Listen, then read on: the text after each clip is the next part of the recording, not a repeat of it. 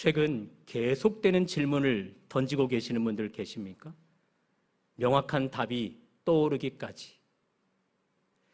오늘 북촌교회에 가서 점심을 먹을까? 아니면 함덕에 있는 교회로 가서 점심을 먹을까? 오늘 교회를 갈까? 부모의 의도에 내가 순종하지 않고 교회를 가지 않을까? 이 자매, 이 형제, 둘 중에 누구를 통해 결혼을 할까? 취업은 이 회사, 저 회사 어디로 할까? 다음 인생의 스텝은 어느 쪽으로 내딛어야 할까? 그런 계속되어지는 질문을 드리고 있는 분들 있습니까? 우리 편에서만 그렇게 질문을 던지는 것 같지 않습니다. 오늘 본문을 보면 하나님 편에서도 여러분과 저에게 계속되는 질문을 던지고 있습니다. 그 질문이 무엇인지 말씀을 듣고 깨달으시고 그 질문 앞에 우리 합당하게 답변할 수 있기를 주님의 이름으로 축복합니다. 오늘 본문 13절은 이렇게 시작합니다. 예수께서 빌립보 가이사랴 지방에 이르러 제자들에게 물어 이르시되 사람들이 인자를 누구라 하느냐. 주님이 인자를 누구라 하느냐 그렇게 질문을 던지고 있습니다. 우리말 성경에는 잘 알 수가 없지만 원어로 이 본문을 분석해 보면 미완료 시제로 질문을 던지고 있습니다. 미완료 시제로 이 질문을 던지고 있다는 것은 답변하는 자들이 한 번 답변으로 끝하지 말고 계속되도록 그 답변을 하라, 그것이 전제되어 있는 것이죠. 그런 의미에서 오늘 이 자리에서도 예수님은 여러분과 저에게 질문을 던지고 있습니다. 여러분과 저의 오늘뿐만 아니라 과거 시점부터 계속해서 이 질문을, 오늘 본문에 있는 이 질문을 던지고 있습니다. 여러분과 저에게는 예수님은 누구십니까? 그 질문 앞에 합당하게 답변했을 것을 믿습니다. 앞으로 합당한 답변을 해갈 것을 믿습니다. 주님 들으시기에 족하다 할 수 있는 그런 답변 해갈 수 있기를 주님의 이름으로 축복합니다. 그러나 목회자로서 하나의 바람이 더 있습니다. 우리 주님은 이렇게도 물으실 것 같습니다. 북촌교회 출석 전과 후로 나에 대한 너의 태도는 어떻게 달라졌는가? 북촌교회 출석 전과 후로 네가 나에 대한 태도가, 나를 주라 고백하는 태도가 어떻게 달라졌는가 물으실 때 그 질문에도 합당하게 답할 수 있으면 좋겠습니다. 여러분, 북촌교회의 존재의 목적은 주보 뒷면에 나와 있는 것처럼 누군가 우리에게 어떻게 해야 우리와 우리 집이 구원을 받을 수 있습니까? 그 질문에 Believe on Jesus Christ, 예수를 믿으라, 그것을 말이 아닌 삶으로 보여주는 것, 그것이 북촌교회의 목적입니다. 여러분과 저의 답변이 삶으로, 북촌교회의 목적으로 드러날 수 있기를 주님의 이름으로 축복합니다. 자, 그렇다면 이 질문을 우리 주님이 어디서 하셨는가? 그런 궁금점으로 13절을 다시 한번 보시면 예수께서 빌립보 가이사랴 지방에 이르러, 제자들과 함께 빌립보 가이사랴 지방에 이르렀습니다. 그 뒤에 이 질문을 던지고 있는 것입니다. 그러니 우리 주님이 질문을 던졌을 때 이 질문은 지금 이 지명과 함께 연관지어서 풀어내야 제대로 풀어낼 수 있는 것입니다. 예수님 시대에 강대국 로마가 천하를 제패했습니다. 정복하고 다스리는 중입니다. 로마인들은 하나같이 그들의 황제, 그 황제를 신격화시켜 신으로 섬기는 자들입니다. 황제 숭배가 정복된 나라들까지 전파될 수 있도록 하기 위해 황제가 신임하는 자들을 파견해서 통치하도록 했습니다. 오늘 본문 빌립보 가이사랴에는 빌립이라는 자가 와서 통치를 하고 있었습니다. 그가 오기 전까지 이 빌립보 가이사랴는 작은 소도시, 이름도 달리 명하여 불려지고 있었습니다. 빌립이 이 도시를 크게 확장해 가 재건하는 과정 속에 지도를 한번 보여줘 보시겠어요? 가이사랴 빌립보, 저 빨간 표시 보이십니까? 아래쪽에 갈릴리 바다입니다. 가버나움 쪽에서 예수님이 저기까지 올라가신 것입니다. 갈릴리 바다 위쪽 북쪽에 수도로 자리매김할 만큼 저기 도시를 크게 확장시켰던 것입니다. 그리고 저 도시를 그가 섬기는 신 황제께 바친다라는 의미에서 카이사랴 티베리우스, 거기서 카이사랴를 취하고 자기의 이름 빌립을 취해 카이사랴 빌립보라 이 도시를 명했던 것입니다. 그것을 우리나라 말로는 가이사랴 빌립보라고 부르고 있는 것이죠. 그렇다면 주님은 황제 숭배가 만연하게 이루어지는 지역에 와서 이 질문을 던진 것입니다. 의도가 있지 않을까요? 지금 저 위쪽이 아니라 아래쪽은 하나님을 섬기는 이스라엘 영토입니다. 사회적으로, 문화적으로 하나님 섬김이 장려되어지고 부추겨지기는 지역 이스라엘이었습니다. 거기 이스라엘 영토에서 의도적으로 밖으로 나와 황제 숭배가 만연된 곳에서 사람들이 나를 누구라 하느냐, 너희는 나를 누구라 하느냐 질문을 던지고 있습니다. 의도가 있지 않겠습니까? 인도 동북부 마니푸르주 길거리에서 소수 부족 두 여성이 집단 성폭행을 당했습니다. 이 영상물이 여과 없이 온라인상에 돌기 시작해서 전 세계가 크게 공분을 하였습니다. 이 소식을 접한 분들 계십니까? 이 소식이 두 채널을 통해 보도가 되었는데요. 일반 뉴스는 이렇게 보도합니다. 인도 정부가 소수민족, 부족을 지원코자 포함시키는 과정에서 이를 못마땅히 여긴 큰 부족 사람들이 그들에게 반발심으로 이런 극랄한 행동을 행한 것이다. 그렇게 일반 보도는 펼쳐졌고, 두 번째, 기독교 신문은 이렇게 보도합니다. 희생당한 두 여성은 소수부족 쿠키족인데 모친과 딸입니다. 이미 남편과 아들은 죽이고 여성 2명을 욕보인 것입니다. 이유가 있지 않겠습니까? 이 쿠키 소수부족 사람들이 집단적으로 이슬람에서 기독교로 개종한 것입니다. 여기에 대한 복수로 가정마다 지금 이슬람 종교자들이 핍박을 가하고 있는 것이죠. 21세기 오늘날에도 바로 옆 나라는 이렇게 신앙을 가진 것 때문에 죽어가기도 합니다. 예수님의 이런 의도, 이스라엘이라는 영토, 하나님 믿음을 장려하고 하나님 신앙을 부추기는 곳에서 이런 질문을 묻지 않습니다. 그 지역을 의도적으로 떠나서 황제 숭배가 만연하는 곳에서 이 질문을 던지고 있는 것입니다. 왜 그렇습니까? 왜? 하나님을 신앙하기보다 하나님을 등졌을 때 위협이 있는 이 이스라엘 땅에서 이 질문을 던지지 않고 전혀 반대, 하나님을 신앙한다고 할 때 보호가 아닌 공격을, 그리고 심지어 목숨까지 내놓아야 할 핍박이 있을 환경 속에서 주님은 묻고 있는 것입니다. 주님의 의도를 확인할 수 있습니다. 이스라엘 영토 안에서의 고백이 아닌 이스라엘 영토 바깥 가이사랴 빌립보에서 하는 고백이야만이 참 고백이라는 것이죠. 편안한 상황 속에서 그저 물 흐르듯이 고백해도 그저 좋은 분위기에서가 아닌, 신앙을 고백했다가는 죽을 수도 있는 그곳에서 고백함이 참된 신앙 고백임을 우리 주님은 이 본문을 통해 증명해 주고 있는 것입니다. 사랑하는 여러분, 어려서부터 믿음 생활을 시작하셨습니까? 최근에서야 믿고 계십니까? 뱃속에서부터 교회를 다니시는 분들이십니까? 하나님은 오늘 이곳에 있는 여러분과 저 모두에게 하나님을 신앙 고백하기를 바라고 계십니다. 특별히 이스라엘 영토 교회 안에서도 신앙 고백하기를 바라시지만 교회 밖 가이사랴 빌립보에서도 이 신앙 고백하기를 원하고 계십니다. 왜요? 교회 안에서는 분위기가, 또 사람들의 분위기에, 또 환경적으로 신앙 고백하기가 참 쉽습니다.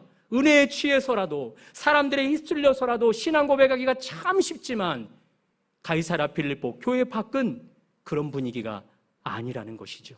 그런 이 신앙 고백을 교회 안에서만 아니라 교회 밖에서 받고 싶어 하십니다.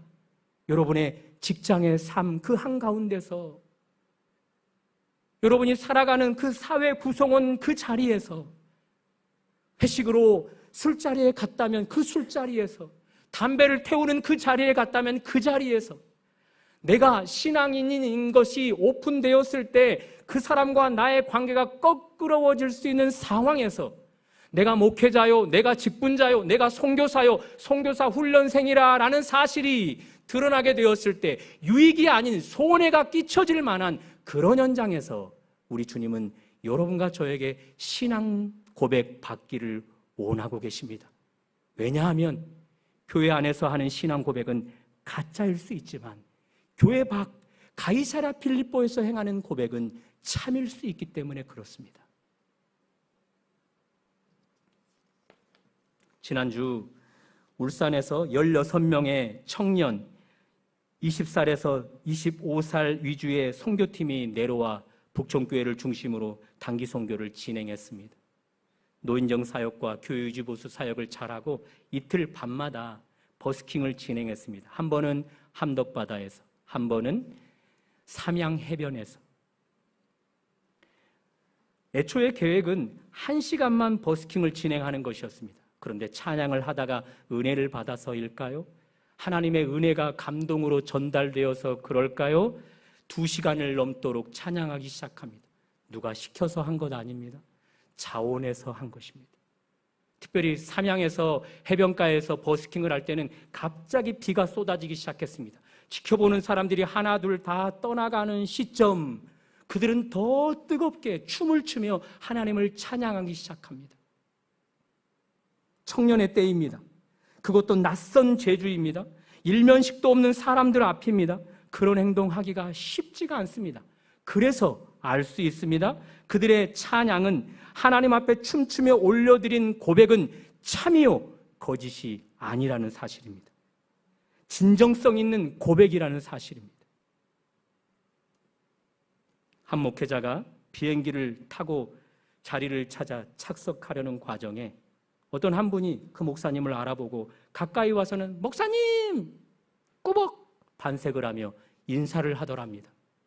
그리고 바로 뒷자리로 앉는 과정 속에 그곳 주변에 있는 모든 사람들이 이분이 목회자인 것을 알게 되었습니다. 목사님 왈 비행시간 내내 감시받는 느낌이었다. 영화를 보고 싶어도 못 보았다. 목사는 어떤 영화를 보는지 지켜보는 것 같아서였다. 신문을 펼치려다가 그만두고 신앙서적을 펼쳤다. 너무 지루해 영상물을 보려고 틀었는데 내셔널 지오그래픽 가장 목사다워 보이는 프로를 찾아보았다. 어떤 심정인지 아시겠습니까? 그 목회자가 설교 시간 이렇게 강조합니다. 제발 밖에서는 저를 아는 체 하지 마십시오. 아는 체 하려면 가까이 와서 좀 아는 체 해주십시오. 저에게도 사생활 보장이 필요합니다. 어떻습니까? 예수님을 믿는다는 이유로 그 목사님처럼 여러 불편함이 내 삶에 있을 때 그것 기꺼이 감수하시는 분들이십니까? 그런 것으로 나의 신앙이 가짜가 아니라 참임을 증명해내시는 분들이십니까? 교회 안에서 분위기, 환경에 취해서 하는 신앙 고백 정도로 멈추지 않고 교회 밖 세상 사람들, 내가 신앙 고백하면 내게 손해가 있을 만한 현장임에도 불구하고 내가 거기에서 신앙 고백함으로 내가 참임을 증명하는 자들이신지 묻고 있는 것입니다. 일면식도 없는 사람들 앞에서 목사로 알려지거나 중직자로, 직분자로 알려지거나 선교사로, 선교훈련생으로 알려지는 것 사실 정말 쉽지 않습니다. 그러나 그런 때에 남의 시선 때문에 목사인 척, 직분자인 척 그렇게 살아낼 수 있겠지만 거기에도 위험이 도사리고 있습니다. 얼마든지 가짜임에도 참인 것처럼 행색할 수 있다는 사실입니다. 여러분과 제가 참이려면, 가짜가 아니라 우리의 신앙이 참이려면 그렇게 사람 있는 곳이 아닌 아무도 보는 이 없을 때 우리가 신앙 고백하는 것이 되어야 합니다. 이런 책이 있습니다. 아무도 보는 이 없을 때 당신은 누구십니까? 아무도 보는 이 없을 때 그때 취하는 행동이 바로 나다, 당신이다 라는 말을 이 책에서 해주고 있습니다. 아무도 보는 이 없을 때, 그러나 하나님만은 나를 불꽃 같은 눈동자로 지켜보고 있음을 자각해서 여러분이 신앙 고백하는 자로 삶을 살아내고 있다면 여러분은 거짓이 아닌 참입니다. 여러분의 고백은 진정성 있는 고백인 것입니다. 그런 의미에서 한 주간 살아갈 때 교회 안에서만 신앙 고백하는 자들이 아니라 사회 구성원으로 살아가면서도 신앙 고백할 수 있기를 바랍니다. 내가 신앙 고백하면 내게 손해가 있다 할지라도 그런 곳에서도 신앙 고백할 수 있기를 바랍니다. 앞에서 말씀드린 대로 사람들이 나를 누구라 하느냐, 이 질문 미완료 시제입니다. 한 번 답변으로 끝하라 그렇지 않았습니다. 이 답변을 계속하여서 하나님 앞에 조금 더 합당한 질문 되게 하라, 그런 의도가 있습니다. 한 주간 매일매일의 삶 속에 그런 답변을 올려드릴 수 있기를 주님의 이름으로 축복합니다. 주님이 물었습니다. 사람들이 나를 누구라 하느냐? 제자들이 사람들의 이러 답변을 주님 앞에 올려드리는데 14절입니다. 한번 다 같이 읽어보실까요? 시작. 이르되 더러는 세례 요한, 더러는 엘리야, 어떤 이는 예레미야나 선지자 중에 하나라 하나이다. 세 이름이 거론되고 있습니다. 먼저 세례 요한. 세례 요한은 예수님보다 약 6개월 정도 먼저 태어나서 예수님보다 앞서 사역을 했던 자입니다. 예수님의 오실 길을 잘 닦은 자입니다. 그러나 그런 주님의 길을 준비하다가 그는 순교를 당합니다. 그런 뒤 예수님의 사역을 시작했을 때 많은 사람들이 세례 요한을 기억하고 있었습니다. 예수님을 보면서 아하, 순교당했던 세례 요한이 저렇게 살아나서 사역하고 있구나, 그렇게 예수님을 보면서 느꼈던 것입니다. 두 번째, 엘리야입니다. 엘리야는 구약 시대의 선지자입니다. 그 역시 하나님 앞에 멋지게 쓰임받은 선지자 중에 한 사람입니다. 하나님이 얼마나 그를 아꼈을까요? 그는 이 땅에서 죽음을 맛보지 않고 불말과 불병거를 통해 하늘로 승천한 자입니다. 먼 훗날 예수님 시대에 예수님이 사역을 할 때 하늘로 승천했던 엘리야가 이 땅 지상에 내려와서 사역을 하고 있구나, 그렇게 엘리야로 예수님을 보았던 것입니다. 마지막으로 예레미야입니다. 예레미야 시대와 예수님의 시대는 영적으로 매우 흡사한 시대입니다. 예레미야 때는 강대국 바벨론이 하나님 나라 백성들을 짓밟고 착취하던 때였으며, 예수님 때에는 강대국 로마가 하나님 나라 백성들을 착취하고 짓밟던 때였습니다. 이런 영적인 흡사함 때문일까요? 예수님을 바라보면서 예레미야라고 말하는 자들이 있었다는 것입니다. 그러나 우리 예수님, 이 답변이 탐탁지 않으셨습니다. 그래서 이제 질문을 제자들에게 직접적으로 묻습니다. 그렇다면 너희는 나를 누구라 하느냐? 사람들에게 물을 때는 미완료 시제로 인자를 누구라 하느냐 물었는데요, 제자들에게 물을 때는 이제 현재 시제를 사용합니다. 여러분, 현재 시제는 진행형의 형태가 있음을 아십니까? 그러니 미완료 시제나 현재 시제나 이 답변은 한 번으로 끝할 것이 아니라 계속해서 끝나지 않은 답변을 해야 되는 질문인 것입니다.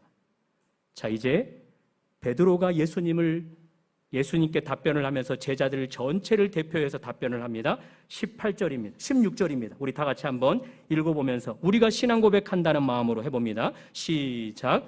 시몬 베드로가 대답하여 이르되 주는 그리스도시요 살아계신 하나님의 아들이시니이다.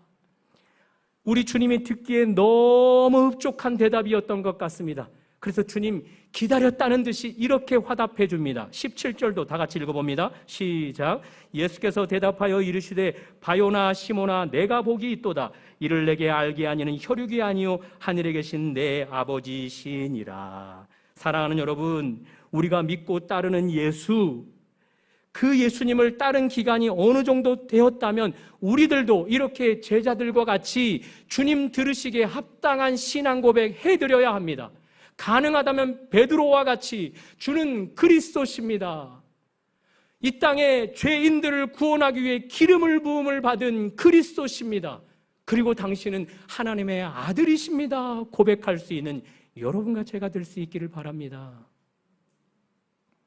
미완료 시제나 현재 시제나 이 질문은 한 번의 답으로 끝내지 말고 계속해서 끝나지 않는 질문이니 그 답변도 계속하기를 원하고 계십니다.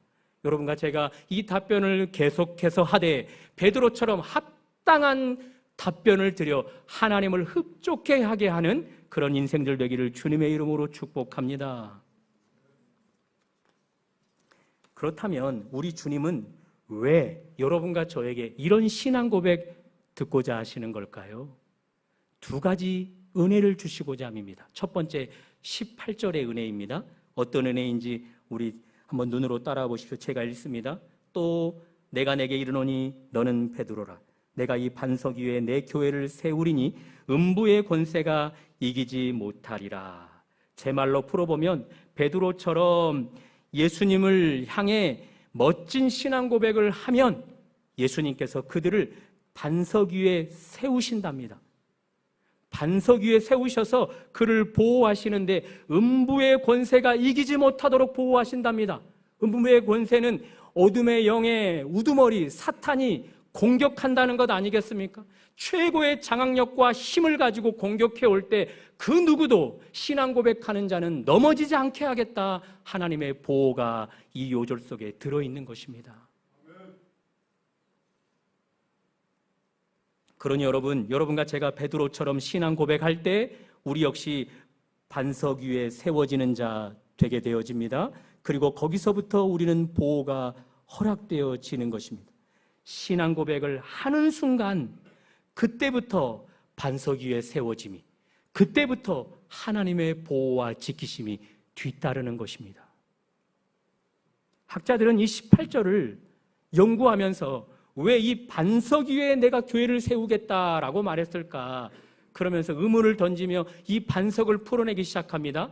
이걸 다 풀어내려고 하면 시간이 너무 많이 걸려 여러분과 저는 가장 학자들이 맞는 답이라 말씀하시는 부분으로 답변을 해보면 이 반석은 예수님이십니다. 사도 바울이 예수님을 반석으로 표현을 했는데요. 고린도전서 10장 4절입니다. 한번 스크린으로 따라와 보십시오. 다 같은 신령한 음료를 마셨으니 이는 그들을 따르는 신령한 반석으로부터 마셨음에 그 반석은 곧 예수 그리스도시니라. 그 반석은 곧 예수 그리스도시니라.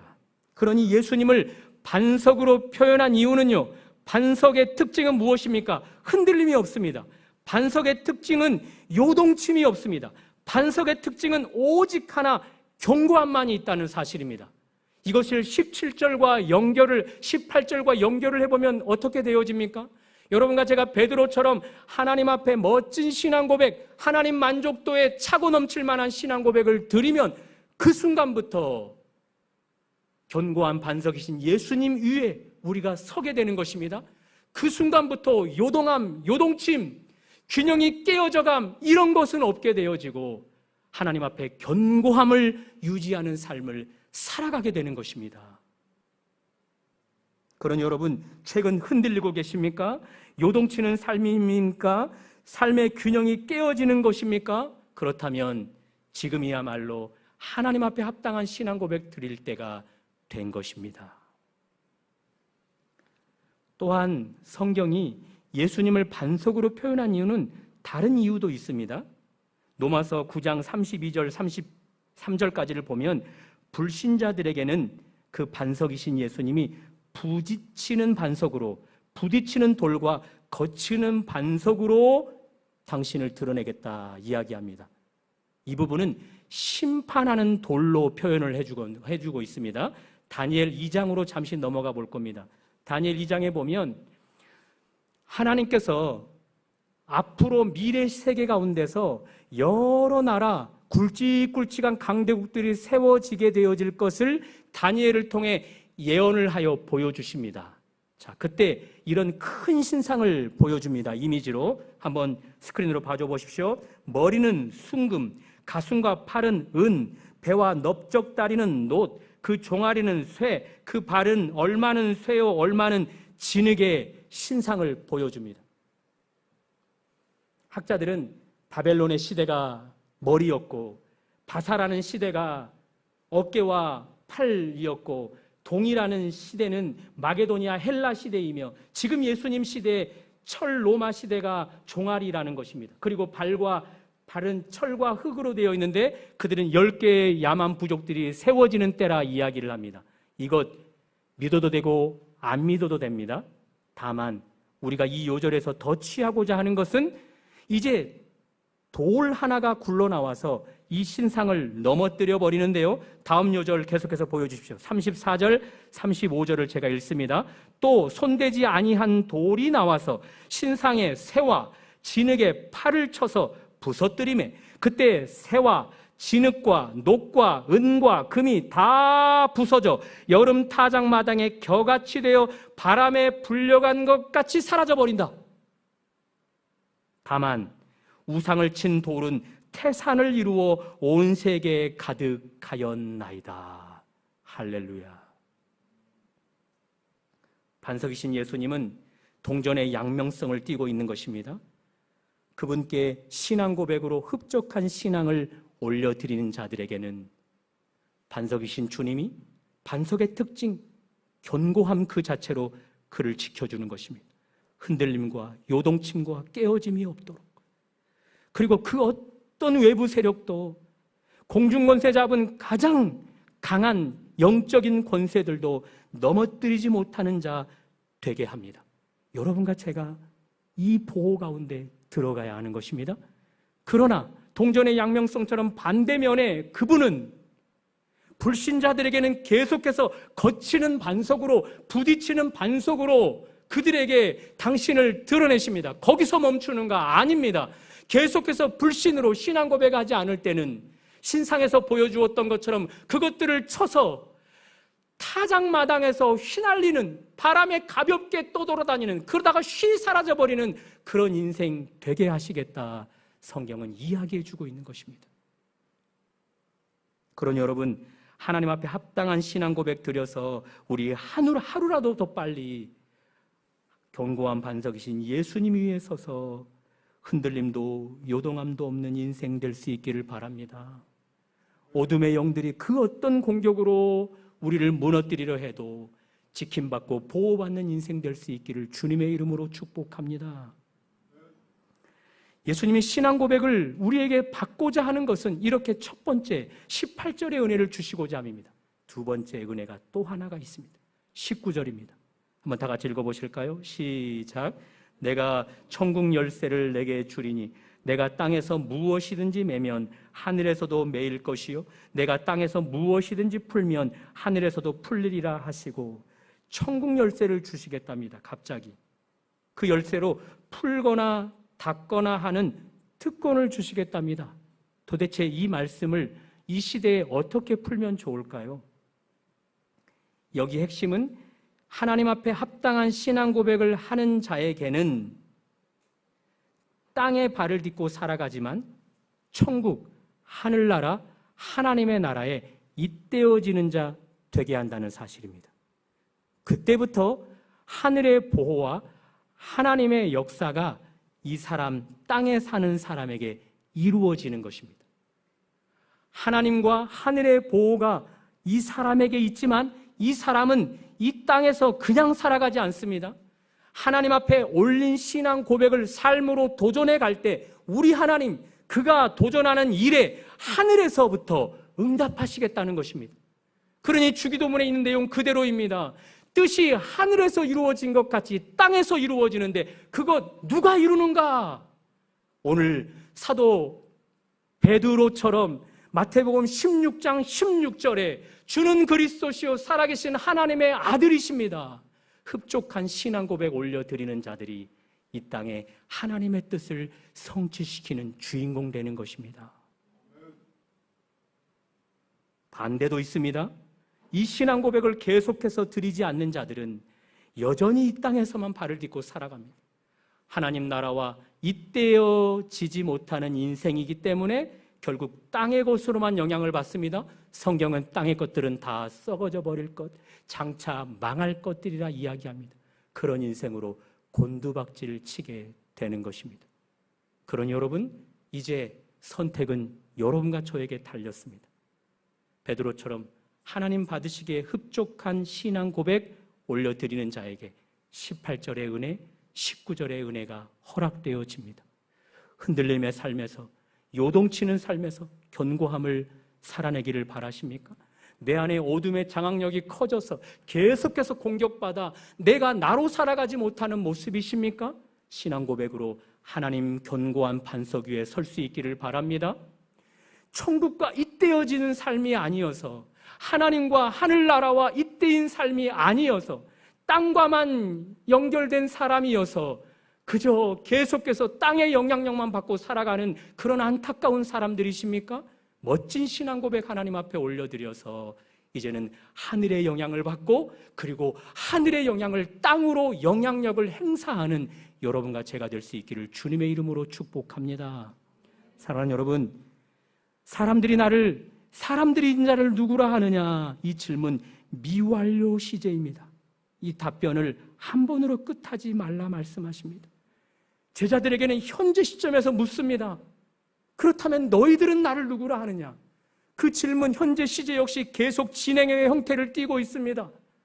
여러분과 저에게 과거 시점에서 물어왔던 주님은 오늘 우리에게 묻고 계시며, 또 내일 미래 가운데 계속해서 물으실 것입니다. 그 물음 앞에 우리가 합당하게, 주님 흡족하게 받으실 만한 신앙 고백 올려드리면 그 순간부터입니다. 18절과 19절의 은혜가 우리의 것 되는 것입니다. 다만 여러분, 우리의 고백이 얼마든지 가짜일 수 있습니다. 교회 내에서 사람들의 분위기에 휩싸여서 얼마든지 가짜로 할 수 있습니다. 사람들 눈치 때문에, 직분자라는 그 지위 때문에, 목회자라는 그 지위 때문에 가짜인데 진짜인 척 할 때가 있습니다. 그것이 진짜이려면 아무도 보는 이 없을 때, 하나님만은 나를 불꽃 같은 눈자로 바라보고 있을 때, 그때 하는 행위로 여러분과 제가 진짜임을 보이십시오. 그때부터입니다. 18절의 은혜, 19절의 은혜, 우리의 것 되는 것입니다. 이 질문 앞에 계속해서 답변, 끝나지 않는 질문 앞에 그렇게 끝나지 않는 답변을 해드리는 여러분과 저의 삶이 되기를 주님의 이름으로 축복합니다.